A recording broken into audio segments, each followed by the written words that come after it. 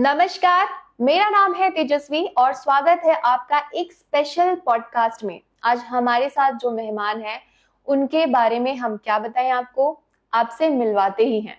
So we are welcoming in this episode mister Gopal Krishna Agarwal ji, जो कि BJP प्रवक्ता हैं। तो चलिए उनसे बातचीत करते हैं। नमस्कार तेजस्वी जी, आपका बहुत बहुत स्वागत है। और जो आपके माध्यम से जिन श्रोताओं से आज मेरी चर्चा होगी उन लोगों का बहुत बहुत अभिनंदन है। Thank you so much sir. और थैंक यू सो मच कि आपने हमें ऐसा मौका दिया कि आप जैसी शख्सियत को हम आज जान पाएंगे, हमारे व्यूअर्स जान पाएंगे। आपने देश के विकास में एक प्रण लिया और उसमें डटे रहे आज तक। ये बहुत बड़ा कंट्रीब्यूशन है देश की सेवा में। तो नहीं, ये तो युवा आपने जैसे बताया कि युवाओं के प्रेरणा के लिए ये पॉडकास्ट आप कर रहे हैं, और युवा इस देश का भविष्य है। और वो लोग मोटिवेट रहें, वो लोग देश के लिए कुछ काम करने का जज्बा लेके आगे बढ़ें, तो मुझे बहुत खुशी होगी। उन्हें कुछ प्रेरणा मिलेगी तो बहुत अच्छा लगेगा। Definitely sir.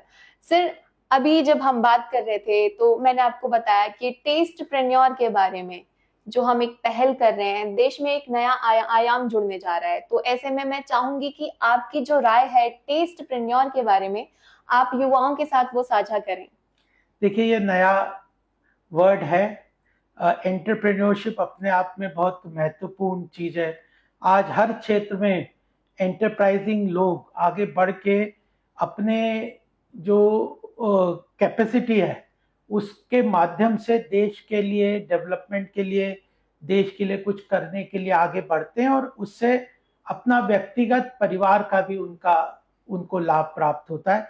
तो एंटरप्रेन्योरशिप अपने आप में बड़ा महत्वपूर्ण वर्ड है। और ये जो फूड इंडस्ट्री से जुड़ा हुआ ये जो आपका पूरा ये जो टेस्ट एंटरप्रेन्योरशिप का इनिशिएटिव है, मुझे इसको शुभकामनाएं देते हुए अच्छा लग रहा है। Thank you so much sir. आपके बारे में बात करते हैं। आपने कब शुरुआत करी थी? आपके बारे में हमने ये भी जाना है कि आप जस्ट 13 इयर्स की एज में आपने आपातकाल के टाइम पे संघर्ष में आप शामिल हुए थे। तो वो कैसे हुआ था? देखिए, बात यह है कि मैं बचपन से जिस माहौल में रहा उसमें हर वक्त यह बात रहती थी कि देश सबसे पहले, उसकी प्रगति, उसका विकास, उसकी उन्नति, यह प्रथम हमारा लक्ष्य होना चाहिए। ओके। पर 13 साल का बच्चा तो बहुत नाजुक होता है। आपको ऐसा कब लगा कि नहीं, मैं बच्चा नहीं हूँ, मैं 13 इयर्स का भी होकर के भी मैं देश के विकास में मैं काम कर सकता हूँ, और आपने वो स्टेप ले लिया? देखिए, अगर हम अपने आप को बचाते रहेंगे तो कोई बूढ़ा है, कोई बच्चा है, कोई महिला है, किसी के परिवार में बहुत से लोग हैं, उनको पालना है। तो सबके साथ, मनुष्य के साथ तो रिस्पॉन्सिबिलिटी चलती रहती है। आदमी को, हर व्यक्ति को देश सर्वप्रथम की अगर भाव लेके चलेंगे तो इंडिविजुअल इनकैपेसिटी, इंडिविजुअल जो कैपेबिलिटी है उसको के बियॉन्ड जाके देश के हित में काम करना। और वह एक मैं तो देखा है कि आज भी जब आप युवाओं के लिए कार्यक्रम कर रहे हैं, युवाओं में एक जज्बा होता है। अगर उन्होंने कोई मन में कोई बात ठान ली तो उसको पूरा करने का, फिर वो ये नहीं देखते कि इससे कितना मेरा नुकसान होगा। और ये दिल्ली स्टेडियम की बात है? नेशनल स्टेडियम, इंडिया गेट के पास। जी जी, ठीक है। तो वहां से आपने शुरुआत करी and that's how you entered into the politics, right? तो आपने कब शुरुआत करी पॉलिटिक्स में, एक जो सक्रिय तौर पे जो आपने अपने राजनीति का करियर शुरू किया, वो कब किया, कौन से साल में? सन 2000 में। मैं लिखना काफी लिखता था अखबारों के लिए, मेरे अखबारों में छपते भी थे लेख। तो जनाब कृष्ण मूर्ति जी भाजपा के राष्ट्रीय अध्यक्ष थे, उन्होंने मुझे एक दिन बुलाया और बोला, आप लिखते हो, अच्छा लिखते हो, आप भारतीय जनता पार्टी में ज्वाइन कर लो। तो मैंने कहा, आप क्या एक्सपेक्ट करते हैं मुझसे? तो उन्होंने कहा कि हमने एक इंटेलेक्चुअल सेल बनाया है प्रबुद्ध वर्ग का, शनिवार को मीटिंग करते हैं, तो वहां पे आके आप उसमें विभिन्न विषयों में, देश हित में क्या होना चाहिए, पार्टी ने क्या विषय उठाने चाहिए, समाज के लिए क्या आवश्यकता है, ऐसी चर्चा करके हमारे लिए इनपुट होता है। शनिवार मीटिंग होती है तो आप आइए। तो वहां पे मैंने ज्वाइन कर लिया, उनकी बात मुझे अच्छी लगी। मैं मानता हूं कि जैसे व्यक्तिगत गुण की आवश्यकता है, पॉलिटिकल पावर भी आपको जरूरी है। मेरी अच्छी सोच हो सकती है, आपकी अच्छी सोच हो सकती है, बच्चों की, कईयों की, सबकी, लेकिन जब आपको उसको इम्प्लीमेंट करने का एक मैकेनिज्म, इंस्टीट्यूशन, संस्था या टूल नहीं मिलेगा तो आप उसको अचीव नहीं कर सकते, अच्छा मजबूती से अचीव नहीं कर सकते। आपके आइडिया आपके मन में ही रह जाते हैं। तो आप राजनीति के क्षेत्र में भी हैं, समाज सेवा भी जारी है और पढ़ाई में तो आप दिग्गज हैं ही। आपने लेखन भी काफी टाइम से जारी रखा है। 2000 में आपने अपने करियर की शुरुआत करी। भारतीय जनसंघ की शुरुआत हुई थी 1951 में। उसके बाद में बहुत सारे बदलाव हुए। पार्टी ने शुरुआत में मेरे ख्याल में सिर्फ 3 सीटें जीती थी जब पहला इलेक्शन हुआ था।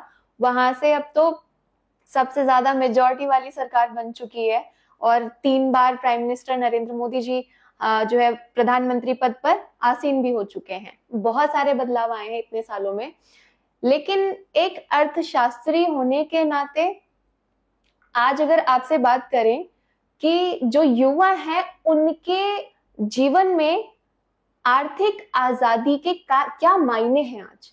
तो मटीरियलिस्टिक प्रोग्रेस सबके लिए आवश्यक है। आर्थिक रूप से संपन्न होना, इंडिपेंडेंट होना, ये बहुत जरूरी है। उसके लिए आपको सही कैरियर को ध्यान में रखना है, सही कौन से फील्ड में आपको जाके आपको आर्थिक रूप से संपन्नता मिलेगी, इसका भी ध्यान रखना है। और यह भी ध्यान रखना है कि हर मनुष्य का या हर व्यक्ति का, हर युवा का एक अपनी इंक्लिनेशन भी होती है, बेसिक कैपेसिटी। कोई आर्टिस्ट बनना चाहता है, कोई एंटरप्रेन्योर बनना चाहता है, कोई लेखक बनना चाहता है, कोई फिल्म में काम करना चाहता है, कोई अलग अलग तरह के सर्विसेज में जाना चाहता है, एग्रीकल्चर, ये बहुत सारे आयाम है। तो उसको अपने कैरियर को ध्यान रखना है, क्या कैरियर मुझे लेना है। थोड़ा सा मैं एक क्वेश्चन पूछना चाहूंगी। आपने गिबली आर्ट सुना है?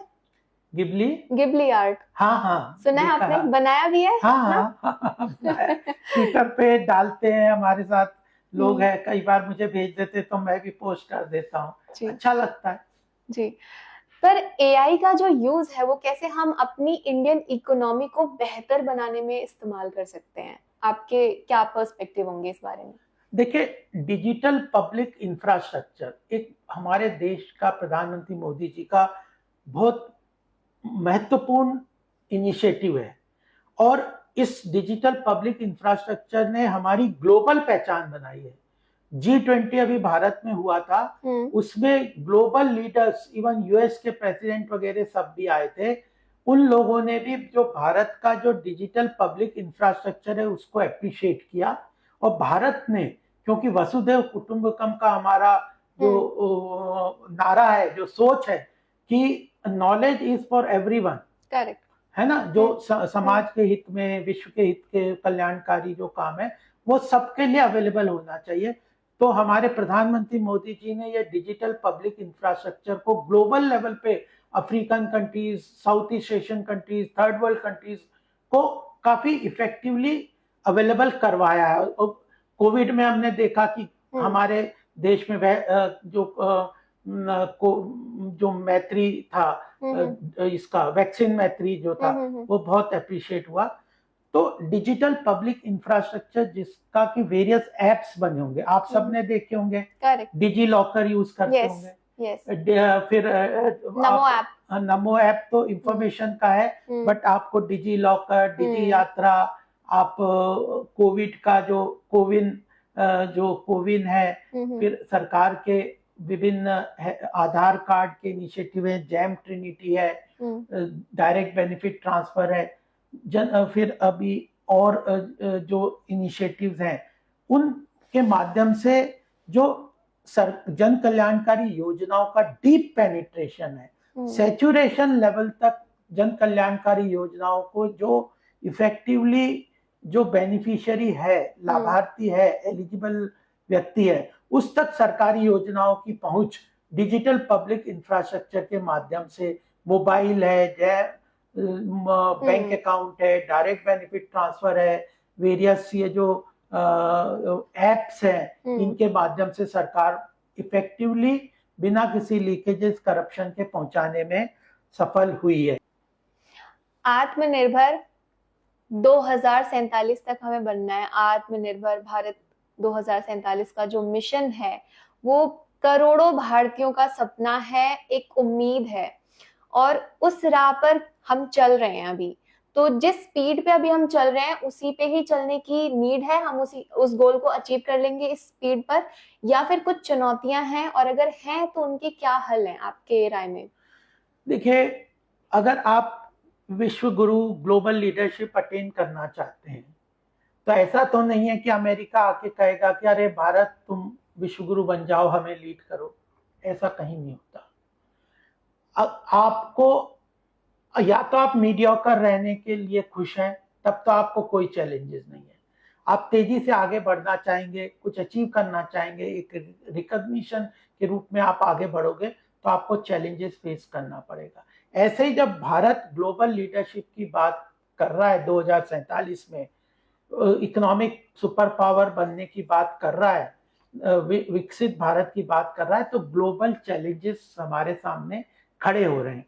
चाहे वो चीन को लेके हो, पाकिस्तान को लेके हो, अभी यूएस के टैरिफ वॉर चल रहे हैं, इसको लेके है, इंटरनल जो टेररिज्म है, नक्सलवाद है, ये सब चैलेंजेस तो आएंगे। लेकिन आपकी कमिटमेंट उन चैलेंजेस को डील करके आत्मविश्वास के साथ, संकल्प के साथ आगे बढ़ना में कितनी आपकी संकल्प शक्ति है, वो डिटरमिन करेगी आपकी सक्सेस को। आपने पड़ोसी देश की बात करी है, तो ऐसे में मैं जानना चाहूंगी आपकी राय। एज एन इकोनॉमिस्ट, आपको लगता है कि अगर पाकिस्तान के साथ हमारे जो संबंध हैं वो अगर सुधर जाते हैं तो एज एन की दोनों ही कंट्रीज की इकोनॉमीज को कहीं ना कहीं फायदा मिलेगा? देखिए, पाकिस्तान की इकोनॉमी बहुत छोटी है। दुश्मन के साथ दोस्ती करोगे तो धोखा ही खाओगे। आपने पाकिस्तान के साथ बहुत कोशिश कर ली, हर बार उसने आपको पीठ में छुरा घोंपा है। दुश्मन के साथ दोस्ती करने का कोई फायदा नहीं है। दुश्मन के साथ दुश्मन का ही व्यवहार करना चाहिए, है ना? और वह इस पाकिस्तान को बार बार समझा चुके हैं, फिर भी वो टेररिस्ट की फैक्ट्री चलाता है। 1000 कट्स इन्फ्लिक्ट करेंगे भारत को, ये उसकी स्टेटेड पॉलिसी है। उसके जो टेररिज्म को वो पूरी तरह से संरक्षित करता है, उसकी आर्मी उसको बैकिंग करती है। कारगिल युद्ध में देखा, सब जगह देखा। तो व्यापार एक महत्वपूर्ण मुद्दा, व्यापार के लिए हम ये अपना नेशनल सिक्योरिटी और नेशनल इंटरेस्ट को सबवर्ट कर देंगे, ऐसा नहीं। हमारे पास अपना डोमेस्टिक बाजार है, ग्लोबल लेवल पे हम अपने मित्र देशों के साथ व्यापार करेंगे। ओके सर, तो अभी एक रैपिड फायर हो जाए और आपको आई एम श्योर बहुत अच्छा लगेगा इन्हें आंसर करते हुए। So ready? यस। एक शब्द में आपको खुद को क्या कहना पसंद करेंगे, इकोनॉमिस्ट या फिर कार्यकर्ता या थिंकर? देखिए, मुझे अर्थव्यवस्था का ज्यादा इंटरेस्ट है, तो और मुझे लगता है कि ग्लोबल लेवल पे अगर लीडरशिप लेनी है तो इकोनॉमिक पावर होना बहुत जरूरी है। तो I would prefer to be called economist thinker. Okay. संसद में बहस करना ज्यादा मुश्किल होता है या न्यूज चैनलों पे डिबेट? संसद में ज्यादा है, क्योंकि there you have to have a content. उसमें न्यूज चैनल में तो समय की बहुत कमी, मर्यादा बहुत छोटा रहता है। ठीक है। अगर आपको एक दिन के लिए भारत का फाइनेंस मिनिस्टर बनाया जाए तो क्या पहला काम आप करेंगे? देखिए, बिजनेस और फाइनेंस के लोगों को भी हम मिनिस्ट्री ऑफ फाइनेंस में एडवाइजर के इन एडिशन डिसीजन मेकिंग में लाना पसंद करेंगे। डीमोनेटाइजेशन पर आपको 5 सेकंड में एक पंच लाइन बतानी है। It has helped create digital infrastructure in India. GST आपके हिसाब से मिसअंडरस्टूड शब्द है या फिर सबसे क्रांतिकारी कदम? बड़ा क्रांतिकारी कदम है। It's a work in progress, not finish yet. इसका true benefit will be realised by in future. विपक्ष की कौन सी एक आर्थिक सोच है जिसे आप सही मानते हैं? सही मानते हैं आर्थिक सोच विपक्ष की? मैं तो आर्थिक सोच ही नहीं है उनकी, they are confused. Ease of doing business, ease of living, इन दोनों में से किसे आप ज्यादा अहमियत देते हैं? Ease of doing business incorporates ease of living, ease of doing business. Okay. एक किताब जिसने आपकी आर्थिक सोच को बदल दिया। आर्थिक सोच को बदल दिया, दत्तोपंत ठिंगड़ी जी की एक पुस्तक है थर्ड वे, और उसमें उन्होंने यह कहा है कि कैपिटलिज्म सोशलिज्म दो ही थॉट्स हैं जिसके ऊपर विश्व चल रहा है, बट उन्होंने कहा we should work for an alternative thought. तो उसने मुझे सोचने पे विचार किया, जो भारतीय संस्कृति पे आधारित आर्थिक सोच है। हमारे यहाँ पे काफी चीजें हैं जो कि उस किताब ने मुझे अपने थॉट प्रोसेस को और आगे बढ़ाने में। कैसे? क्योंकि we have to find out an alternative way other than capitalism and socialism, एक third way based on Indian ethos, Indian values. तो दैट इज द एग्जिस्टिंग ना, हमारा तो मिक्सचर है ना। हाँ नहीं, ये तो मिक्सचर तो है, लेकिन उसको अल्टरनेटिव थॉट प्रोसेस को डेवलप करना चाहिए। We should have an Indian way of economic development. So according to you कि वो क्या होना चाहिए? क्या हम उसको एक नाम कब दे पाएंगे, या क्या नाम, अगर आपके अकॉर्डिंग अभी पूछूं क्या नाम है? मैं उसके लिए सबसे अच्छा जो शब्द इस वक्त सोचता हूँ, जिसपे मैं काम भी कर रहा हूँ, वो कल्चरल इकोनॉमी है। भारत की विरासत भी और विकास भी, जो सांस्कृतिक धरोहर है उसका इकोनॉमिक कनेक्ट एस्टेब्लिश करेंगे तो वो हमारी इकोनॉमी को बहुत तेजी से कैटलाइज करेगा। तो ये cultural economy. Cultural economy, okay. अगर आप राजनीति में नहीं होते तो आप कौन से प्रोफेशन में होते? ये जो राजनीति में नहीं होता तो मैं जो सोशल ट्रांसफॉर्मेशन के क्षेत्र में काफी काम कर रहा हूँ। Make in India, digital India, विकसित भारत, कौन सा इनिशिएटिव आपके सबसे करीब है? Digital Bharat. G20, WTO, world bank, किस मंच पर भारत को सबसे ज्यादा दृढ़ होने की जरूरत है? G20, WTO और वर्ल्ड बैंक। WTO को इस वक्त हमें स्ट्रेंथन करना चाहिए, क्योंकि जो बायलेटरल टैरिफ वगैरह जो चल रहे हैं उसमें WTO प्लेटफॉर्म डेवलपिंग कंट्रीज और थर्ड वर्ल्ड कंट्रीज को हेल्प कर सकता है, और उसके माध्यम से हम इन कंट्रीज की लीडरशिप अटेंड कर सकते हैं। तो WTO पे हमें अभी फोकस करना चाहिए। यू नो व्हाट, मैंने यही गेस किया था आपके लिए। आप संसद में हैं और सोशल मीडिया पर भी हैं, तो इन दोनों में से कौन सा प्लेटफॉर्म आपको अपनी बात रखने में ज्यादा हेल्प करता है? अभी मैं संसद में नहीं हूँ, आने वाले समय में शुभकामना होगी तो जरूर जाएंगे, लेकिन मुझे लगता है कि संसद में जाना पॉलिटिशियंस के लिए बहुत जरूरी है, क्योंकि वहां पे आप अपनी चीजों को इफेक्टिवली एक्सप्रेस कर सकते हैं। आप समाज के हित के क्वेश्चंस उठा के मिनिस्टर्स को, गवर्नमेंट को अकाउंटेबल भी बना सकते हैं। करेक्ट, और वो इम्पैक्टफुल भी होगी। यस। एक युवा जो राजनीति में आना चाहता है, उसको सबसे पहली कौन सी स्किल सीखनी चाहिए? कम्युनिकेशन के लिए, यानी you have to be very effective communicator. भाषण दे सकते हैं, और भाषण तब दे सकते हैं जब आपके पास कंटेंट हो। डिलीवरी एक इंपॉर्टेंट पार्ट है, बट कंटेंट भी इंपॉर्टेंट। तो कम्युनिकेशन स्किल और उसके लिए knowledge base. Correct. At last, दो सबसे फेवरेट क्वेश्चन, ऐसा कौन सा भारतीय इकोनॉमिस्ट है जो आपको सबसे ज्यादा प्रभावित करता है या करती हैं? अभी का या पुराना? तो कभी का भी, हमारे पूरे इतिहास को अगर हम उठा के देख लें तो सबसे बड़ा तो चाणक्य को ही मानेंगे, क्योंकि उन्होंने अर्थशास्त्र को एक नया आयाम दिया, उसको एक शास्त्र के रूप में स्टैब्लिश किया, और उन्होंने जो सत्ता में जो इसका जो अर्थतंत्र का योगदान है उसको बहुत अच्छी तरह से कोडिफाई किया। Who is your favorite politician apart from you? Modi ji हमें ही इंस्पायर्स। कि मतलब he has commitment and will power and zeal to do something for the country. Correct. पूरे वर्ल्ड में इतनी सारी कंट्रीज हैं, लाइक इट्स अराउंड 250 कंट्रीज, ठीक है।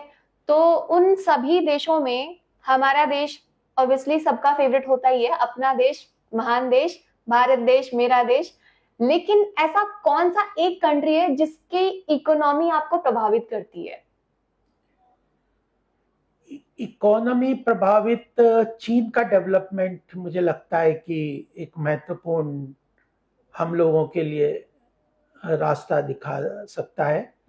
हमारा और चीन का एक ग्लोबल लेवल पे इक्वल कंट्रीब्यूशन एक समय में था ग्लोबल इकोनॉमी में।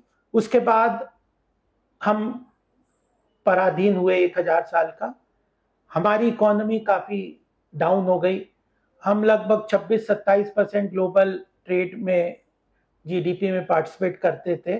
1000 साल की गुलामी के बाद 2% से नीचे हमारी हो गई कंट्रीब्यूशन, और उस 70 तक हमारी और चीन की इकोनॉमी काफी सिमिलर लेवल पे से ही खींचतान के चल रही थी। उसके बाद सडनली चीन ने एक डेवलपमेंट लेवल पे काम किया और आज डेवलप नेशन के रूप में है।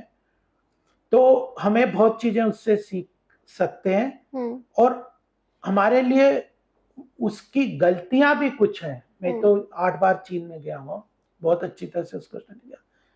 उसके कुछ इम्पैक्टफुल नेगेटिव एस्पेक्ट भी हैं जो हमारे लिए शिक्षा भी दे सकते हैं। तो मुझे लगता है कि एक तो वो मॉडल अच्छा है जो कि, क्योंकि छोटे छोटे कंट्रीज तो कई हो सकते हैं, लेकिन ये सब है, इकोनॉमिक प्रॉस्पेरिटी है, but it is not through entrepreneurship, it is through natural resources. तो भूटान है, ये कंट्रीज हैं, बहुत छोटे हैं, ये भी अच्छे हैं। उन्होंने ह्यूमन हैप्पीनेस को एक बेस माना है, but to emulate and to study and then work on some model for India global level पे इस वक्त हम उसको देख सकते हैं। Correct sir. जाते जाते आपसे एक चीज पूछूंगी, जब आप रीडिंग्स करते हैं उस टाइम क्या आप मतलब प्रेफर करते हैं, चाय या कॉफी? वैसे तो मैं जनरली चाय ही पीता हूँ, लेकिन कॉफी का भी शौक है कि कॉफी, मुझे फिल्टर कॉफी बहुत पसंद है। और मैं दक्षिण भारत में मतलब मुझे बड़ा अच्छा लगता है। केरला बहुत घुमा हूँ, तमिलनाडु घुमा हूँ, वहाँ की संस्कृति, वहाँ के लोग, वहाँ का कल्चर, वहाँ अभी भी वो कल्चर प्रिजर्व करके उन्होंने रखा हुआ है, इसलिए मुझे वहाँ की कॉफी भी पसंद है। बेहतरीन सर। सर, टेस्टप्रेन्योर में जो स्टूडेंट्स या जो लोग अपने स्टार्टअप को पिच करने जा रहे हैं, आप उन्हें क्या विशेस देना चाहेंगे, गुड विशेस, कि वो अपने आइडियाज को कैसे प्रेजेंट करें, उनके लिए टिप भी बताएं? देखिए, टेस्टप्रेन्योर के एंटरप्रेन्योर्स को मेरी बहुत बहुत शुभकामनाएं। अपने मन में जो आए वो उसको इम्प्लीमेंट करना चाहिए, अपने को जो अच्छी लगती हैं चीजें उसको इम्प्लीमेंट करना चाहिए, बट एक उसका इकोनॉमिक कनेक्ट स्टैब्लिश करना चाहिए। क्योंकि अर्थकरी च विद्या का जो महत्वपूर्ण हमारा देश में स्टेटमेंट है, वह विद्या का, नॉलेज गेनिंग का तो एक एस्पेक्ट है, but it should have an economic, it should be connected economically to your life. तो इसलिए आप जो करें, शौक करें, हॉबी करें, लेकिन हॉबी के बजाय उसको अपने एंटरप्रेन्योरशिप के रूप में, आपको आइसक्रीम अच्छी लगती है तो आइसक्रीम का बिजनेस करिए, आपको डोसा अच्छा लगता है तो, साउथ इंडियन फूड लगता है तो अच्छा उस तरह से करिए। एक बात में मेरे अपना कल्चरल इकोनॉमी की मैंने बात की थी, आपको एक चीज बताता हूँ। अगर आप दक्षिण भारत में कोई रेस्टोरेंट खोलते हैं तो आप क्या बनाएंगे? डोसा बनाएंगे, इडली बनाएंगे। मुंबई में आप रेस्टोरेंट खोलते हैं तो आप वड़ा पाव बनाएंगे। नॉर्थ इंडिया में, पंजाब में खोलेंगे तो लस्सी और छोले भटूरे बनाएंगे। तो इंदौर वगैरह जाएंगे तो पोहा का दुकान खोलेंगे। मुझे कल्चर को स्टडी करके अपने टेस्ट एंटरप्रेन्योर को उस कल्चर के साथ आप अलाइन करेंगे तो आपका बिजनेस सक्सेसफुल होगा। तो वहाँ के लोकल लाइकिंग को आप स्टडी करिए, उनके कल्चर को स्टडी करिए, उनकी प्रेफरेंसेस को स्टडी करिए और फिर अपने टेस्ट एंटरप्रेन्योर को उसके साथ अलाइन करके करेंगे तो आपको जरूर सक्सेस मिलेगी। शुभकामनाएं। धन्यवाद सर। पॉडकास्ट में आपने अपनी राय, ओपिनियंस, पॉइंट्स इतने दृढ़ निश्चय से रखे हैं कि हमें बहुत अच्छा लगा आपसे मिलकर, आपसे बातें करके। And thank you so much, आपने हमें अपना प्रेशियस टाइम दिया। एंड आई विश कि हम आपको जल्दी संसद में देख पाए। Thank you Tejashwi ji. और